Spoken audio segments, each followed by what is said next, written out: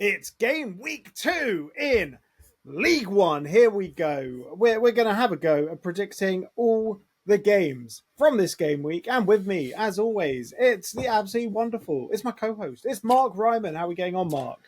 Well, let's see how wonderful I am after these predictions, shall we? Yeah, I'm all right. Wow. I shouldn't have predicted a few draws, should I? I tell you what, I wasn't prepared for that. First time this ever happens. Yes, yeah, exactly. Yeah, It's you go in mad. on a Friday night, you win 1-0 thanks to an absolutely beautiful header, shame it's from the other team, and then you end up 12th. But this is why you shouldn't look at the table until 10 games in, right? Exactly. But before we kick this off, a reminder, if you love League One content, hit that subscribe button and away we go. Port Vale versus Cardiff. Who you got? This might surprise a few. I've gone for 1-1. Look, Cardiff beat Peterborough, probably just about fair enough. Peterborough's defence was terrible. Port Vale lost against Rotherham, again, probably just about fair. But I wasn't sold on Cardiff. That was an incredible free kick. The other goal was pretty good as well. I'm not sold yet. I think this could be a bit of a tougher test against a team that's just come up as well. And considering, of course, that they're going to be at home. So, yeah, that's the reason as to why I've done it. So, yeah, 1-1 for me. So I was a bit more impressed with Cardiff, especially their second goal, which was absolutely beautiful. I've gone Port Vale 0, Cardiff 1. I just think Cardiff, providing they haven't lost Salah by then, Ruben Colwill, absolutely tremendous. What a player, what a free kick. And his younger brother was there playing next to him, unless there was someone else called Colwill. I have no idea. Pass. Yeah, Port Vale tight loss to Rotherham in the opening game, but I just think Cardiff will have too much for them in this one. Peterborough versus Luton Town. Yeah, just so you know, if Cardiff fans are watching, I was even less impressed with Luton Town's start to the season as well. So this isn't necessarily coming from a place of bias. Having said that, I've gone for 1-0 to Luton in this game. I think Peterborough showed their defensive issues there. We know that they've been decimated over the summer, really have been decimated with players leaving. Look, Luton didn't look really like creating a chance all game. They're very, very flat, although they kept the ball, but they also kept Wimbledon easily at arm's length as well. Yes, away from home, Peterborough are going to come out a little bit more, and that'll probably play into Luton's hands. I've still gone conservative at 1-0 Luton for me for those reasons. Yeah, snap. I've also gone 1-0 Luton. I wasn't really impressed with Peterborough's defending. There's a lot of work to be done. They also picked up a couple of injuries in that opening game as well. But I'll tell you what. I'm trying to think who's that. That new signing they have, Firth. He looked a right handful. Like winning that penalty was fantastic. But then Ihinovian, I don't know how it's pronounced. Eindhoven. He went off injured. Don't know. He's touch and go whether he's going to be able to play. But it's I think this will be a very tight one. And Luton look good. Very good defensively. So 1-0 Luton. On to Reading versus Huddersfield. Yeah, I mean, this could be considered quite stupid, and I'd fully accept any of the flack that I get. Huddersfield swept aside Leyton Orient. Look, Huddersfield are going to be there or thereabouts. If you look at our 1-24 video, you'll know that we've predicted them, both of us, in the automatics. I won't say any more than that. Watch the video to see exactly where we put them. But, you know, it's in the description below. It's in the description below, exactly. We both know they're going to do very well. However, we do disagree on Leyton Orient. I think they're more likely to go down than go up. Personally, I really do. I think that they have been absolutely decimated, just like Peterborough, in terms of their best players. And so I don't know whether this is the test that it looked on paper. That's my only thought process. Reading, of course, didn't do very well, but they're at home. So anyway, that's my only justification for going Reading 2, Huddersfield 1. It won't just be a win fest every single game for Huddersfield, as it won't for any of the teams that are favourites. And I think this will be a tough test for them. So yeah, Reading 2-1. No, absolutely. I do agree with your rationale, except that Leyton Orient are more likely to go down. The beginning of that Orient Huddersfield game was insane. Both teams hitting the post in the first 4 minutes. Yeah. But then Huddersfield sort of just leaning on Orient, and their manager was looking very calm throughout, I have to say. But for this one, I've gone Reading 1, Huddersfield 2. Got to see more of Reading, though. Got to see more of Reading. Oh, it's same with all teams, isn't it? I think we get a pass at least for this game, don't we? So that's fair absolutely. enough.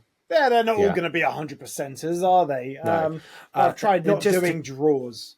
Yeah, me too. But I've still managed to ridiculously. Can't happen again, can it?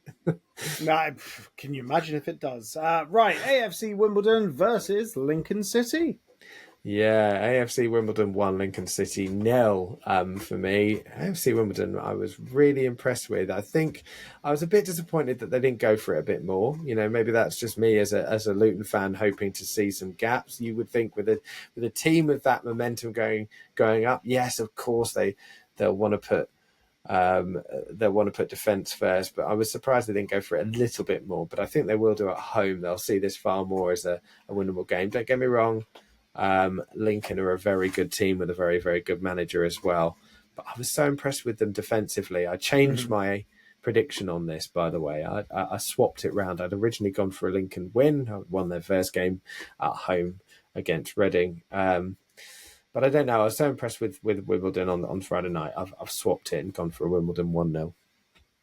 I've gone for a draw here because I don't think Wimbledon will be as unlucky. They were so switched on defensively. It was absolutely tremendous. They're also waiting for Marcus Brown to come back in. I think all the fans are waiting and excited for him to come in because he is like one of their primary goal threats next to Matty Stevens. Lincoln, I'm impressed. I love the Scubs. I said that in the 1 to 24. Link in the description below. Love the Scubs. But ultimately, Wimbledon are such a tough nut to crack. It's unreal what Johnny Jackson's done there. Unreal. I think it's Johnny Jackson. Yeah, it's Johnny Jackson. It's Johnny Jackson. Yeah, that's right. Yeah, it's Johnny Jackson. Right, Barnsley versus Burton. Yeah, so I've gone for a 2-0 win here. I have been pretty down on Burton, and I remain so despite their opening win. At home, I don't think they'll pull up any trees this season, but I was really, really impressed with Barnsley. They dominated that game away from home against Plymouth. I mean, what a travel for the first game of the season that's got to be. I don't know the distance, and I know for a fact that you don't know the distance either, so I won't ask. But it's a derby. Don't start. But it was really, really impressive. Plymouth, to be perfectly honest, never laid a glove on them. Well, not in a footballing sense, anyway. But there was plenty of handbags. Other than that, yeah, they were brilliant. So that's my kind of justification for it. I think Barnsley were brilliant, and they'll do well this season. I really do. 2-0.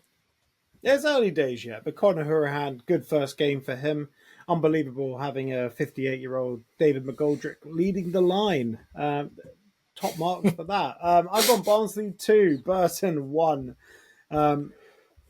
Honestly, it's too early to tell, really. Like, after that performance against Plymouth, they could quite easily lose this against Burton. You never know.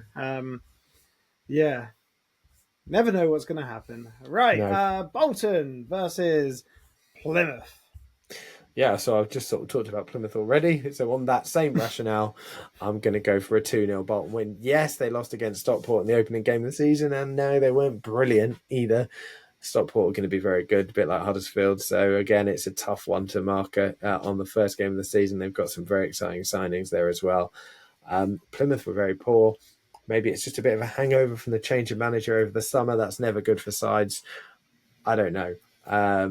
But I think Bolton at home will be a tough one. I think they'll do very well at is it still the Tough Sheet Stadium? Tough Sheet Stadium. Yeah, just call it the Reebok. It's the Reebok. Well, it is the Reebok. Yeah. Of course it is. The Big Sam. It's the Big Sam. So I don't know why they haven't named it that. But yeah, there we go. So they've named it after what Sam Allardyce wipes his bum with, though. The Tough Sheet. Yeah, probably needed. Let's get off that topic immediately. 2-0 Bolton. Yeah. I've gone 2-2 because Plymouth can't be as bad as they were against Barnsley. Another long trip.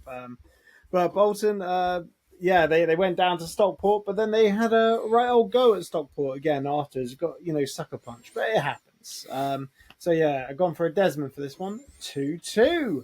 Exeter versus Blackpool. This is a long trip. I know this one's not a derby. Well done. Yeah, they might as well be in different countries. It is quicker for Exeter to go and play Lille or something. It really is. Yeah, Jesus Christ, Blackpool really fans. Far, that is a long old way down to the southwest. Yes. But anyway, look, I tell you what, of all the unpredictable results, I think Stevenage beating Blackpool 3-2 was right up there for me. Didn't see that one coming. And we both put Exeter right down there as well. So I'm gonna stay firm and think that that was just a mad game and Blackpool will come good. Whether they cope with the journey all right, we'll see. But yeah, Steve Bruce masterclass. Exeter 1, Blackpool 3. Yeah, I reckon Blackpool they go down like a day or two beforehand. They just have You'd hope to. so. Not the same day. If they leave about 2 o'clock in the morning. That journey is absolutely mad. But I've gone Exeter 1, Blackpool 2. That's yeah. I think it's gonna a little Brucey bonus. So Steve Bruce masterclass here. 1-2. Right, on to Leyton Orient versus Wigan. Yeah, before I I will get some more hate from this score prediction, I suppose, from Leyton Orient. I don't think they will go down. I just think they'll be more likely to go down than up, is what I said. But yeah, fine. Look, I really do think they're going to be reeling. I just the combination of losing the players that they have and obviously the way in which they lost that playoff final is going to have quite lasting effects. And when you keep the same manager, although he is a very good manager, that's always the problem, or can possibly be as well. Yeah, so for those reasons and the fact that I think Wigan will do well, I've gone for a Wigan 2-0 win for this one. So I have a lot more faith in Orient, and Aaron Connolly looked really good in the early stages, hitting the post, as I said. Hit the post, yeah. I've gone for a Desmond. I've gone for another 2-2. Can you believe it? I'm predicting so many draws. Like, none of them will come off, obviously. No. But, Orient at Brisbane Roads, they could be formidable. And, Wigan, they did really well against Northampton. But Northampton, we both have them sort of really low down in our predictions. Link in the description below.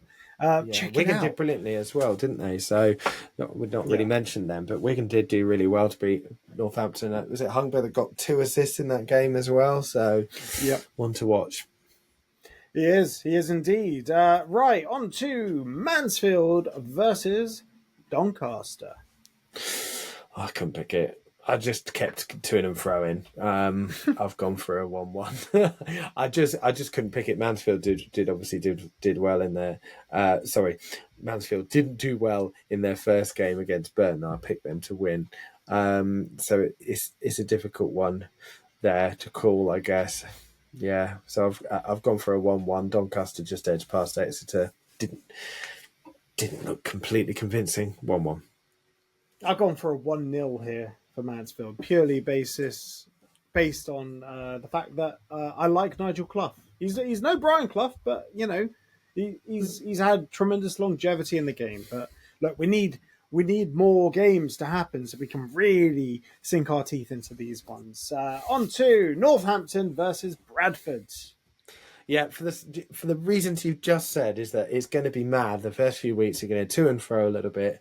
Bradford, brilliant start to their season back in the league, beating Wycombe at home. But I think Cobbler's going to win it 2-1. I think it's going to be a bit of back and forth. Bradford are going to probably do a bit of that anyway. Northampton have to bounce back after that result. They really do. It was pretty poor. And obviously they're at home against a newly promoted side. So you would think if there's a time to bounce back, it's now. So that's my justification, I guess. 2-1 Northampton. I don't think the bounce back is going to happen this week. I think Bradford riding high after that win. It was a tremendous win. Good goals as well. I got Northampton 1, Bradford 2. I feel Bradford's, momentum's a hell of a motivator in this league. And, You get a win, you get another win, and you snowball. And I think Bradford could really get some momentum and end up mid-table this season. Like, look, they got the bones in place. They got the massive stadium, and Josh Neufel as well, like player of the match performance in that last game. I think he's going to be an absolutely sensational Who let player him go? Yeah, no comment. Right, Stevenage versus Rotherham. Yeah, Rotherham to sweep it up. Not sure what happened. I watched a bit of the highlights. The Blackpool game looked mad, but I think Rotherham are going to take it for this one. They beat obviously Port Vale in their first game, but I think it's going to be close either way. I've got a 2-1 Rotherham win for this one. Yeah, I've sided with Rotherham 2. I've gone Stevenage 0, Rotherham 2. Funnily enough. That was a mad game against Blackpool. And look, we need more games to happen so we can really see what's happening and find some trends in these games. Because right now it's just what was the analogy I used last week? It was throwing darts in the dark out of a moving car. Yeah, it's kind of like that right now, isn't it? But we do have a bit more information to go on. And the final game of this game week is Wycombe versus Stockport. Their tough season continues for me here. Stockport to win this 2-0. I said for Huddersfield and others as well, and Cardiff, I think I mentioned it before, that it's not a guarantee that even though I think teams will do well, that they'll win every week. I'm really down on Wycombe, and it's not just because as a Luton fan there's been issues in the past, but that was mainly directed at Gareth Ainsworth. He's not there anymore. So look, I think they struggled from at the back end of last season. How they fell off is going to absolutely affect it. You just said about momentum being so important. It works both ways here. And even though Stockport lost out in the playoffs, it wasn't to the kind of heartbreaking extent that Leyton Orient did. So I think it's easier to get over, personally, when you lose in the semi-finals than the final. So, yeah, I've got them winning this convincingly 2-0. Plus, they've got a bloody good team. They do. They were so impressive. I got a little bit tighter. I've gone Wycombe 1, Stockport 2, purely by the virtue that Wycombe are playing at Adams Park. And they've still got a lot of the players that did well last season, but I am not struck on the manager. Not struck on the manager at all. Also, they need what's his name? The striker. They need the striker to go so they can get Kone. They need Kone gone so they can just get that distraction out of the way, because it's just like a big shadow hanging over the entire team right now. Like, he's got one foot out the door. Like, and it doesn't help when the manager's saying, "Oh yeah, we've accepted 5 bids for him." Yeah, well, no one's hit their valuation yet. It's difficult, isn't it? And Kone, to be fair as well, was nowhere near at his level right at the back end of last season either. He had dropped off a fair bit in the last couple of months. Whether that was based around the speculation in January or not, who knows? But yeah, you're absolutely right. That is not helping matters. Right. May I trouble you for your lock of the week? Yes, so I've decided to go for a Bolton 2-0 win against Plymouth. Although there is a chance Plymouth got good side, good manager. There is every chance that they come back from their loss and get themselves together cleverly. I think we both rate a lot more highly than Watford did. I just think Bolton at home are going to be too strong for them. So yeah, I've gone for a Bolton win as my lock of the week against Plymouth. At the tough sheet, I've gone for Port Vale 0, Cardiff 1. I think when you have quality like Ruben Colwill, you can win any game. He can pick a game by the scruff of the neck. And I remember last season when I saw him playing against Luton, he was running the game in the first half, and then he just run out of puff. And providing he can, run pretty much for a full 90 minutes, or until he goes off, he's got the ability to grab a game by the scruff of the neck and bring moments of magic, like we saw against Peterborough.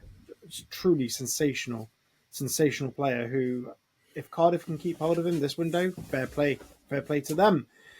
Right. Well, that's us done for this week. We hope that you've enjoyed this show, and if you have, hit the subscribe button and enjoy the rest of the week and game week 2. It's gonna kick off. So everyone, have a good one.